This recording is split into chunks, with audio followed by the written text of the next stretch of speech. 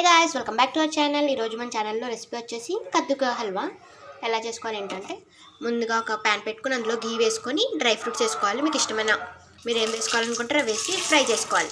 So fry అయిపోయినాయి, so పక్కకు తీసేసుకున్నాను. సో ఇప్పుడు మిగిలిన గీలోనే ఏం చేయాలంటే, తురిమి పెట్టుకున్న సొరకాయ కూడా వేసేసుకోవాలి. సో ఇది కొంచెం గీలోనే మగ్గనిద్దాం, ఏం వాటర్ ఏం యాడ్ చేయొద్దు. సో ఇలానే మగ్గాలి.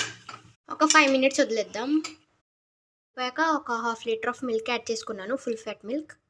ఇది కూడా మంచిగా దగ్గరికి వచ్చేంత వరకు ఉడకనిద్దాం. క్యాప్ పెట్టేసి మిల్క్ మొత్తం దగ్గరికి వచ్చేంత వరకు బాయిల్ చేసుకోండి.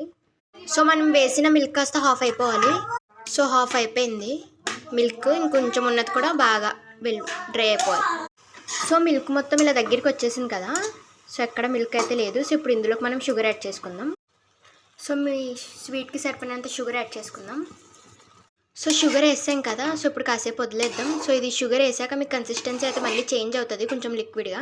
మూత పెట్టేసి ఇంకో 5 minutes వదిలేద్దాం ఇలానే. సో హల్వా అయితే బాగా షుగర్ కూడా వేసాం కదా, ఇది కూడా దగ్గరికి వచ్చేసింది. ఈ స్టేజ్లో ఉన్నప్పుడు గ్రీన్ ఫుడ్ కలర్ యాడ్ చేసుకోవాలి కొంచెమే. సో వేసి ఒకసారి బాగా కలిపేసుకోవాలి. ఇంకో 5 minutes పెడదాం స్టవ్ మీదే. ఇంకా లాస్ట్లో మనం ఫ్రై చేసి పెట్టుకున్న డ్రై ఫ్రూట్స్ కూడా వేసేసి కలిపేయడమే. సో ఇంకా మన సొరకాయ హల్వా అయితే రెడీ అయిపోయింది. చూసారు కదా, అంతే సింపుల్గా ఈజీగా చేసుకున్నాము. మీరు కూడా ట్రై చేయండి, ఎలా వచ్చింది ఏంటనేది కామెంట్ చేయండి. టేస్ట్ కూడా చాలా బాగుంటుంది. అందరూ ఒకసారి ట్రై చేయండి. నార్మల్గా సొరకాయలతో ఎప్పుడు పప్పు ఇలా కాకుండా ఇలా హల్వా కూడా చేసుకోవచ్చు.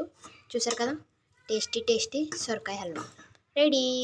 ఇంకా సర్వింగ్ బౌల్లోకి సర్వ్ చేసుకొని ఎంజాయ్ చేయడమే. మంచిగా ఫెస్టివల్స్ టైంలో ఎప్పుడు నార్మల్ హల్వాస్ కాకుండా ఇలా సొరకాయతో కూడా ట్రై చేయండి. ఖచ్చితంగా అందరికీ నచ్చుద్ది. మీకు కనుక నచ్చితే లైక్ చేయండి, షేర్ చేయండి, సబ్స్క్రైబ్ చేసుకోండి మన ఛానల్ని.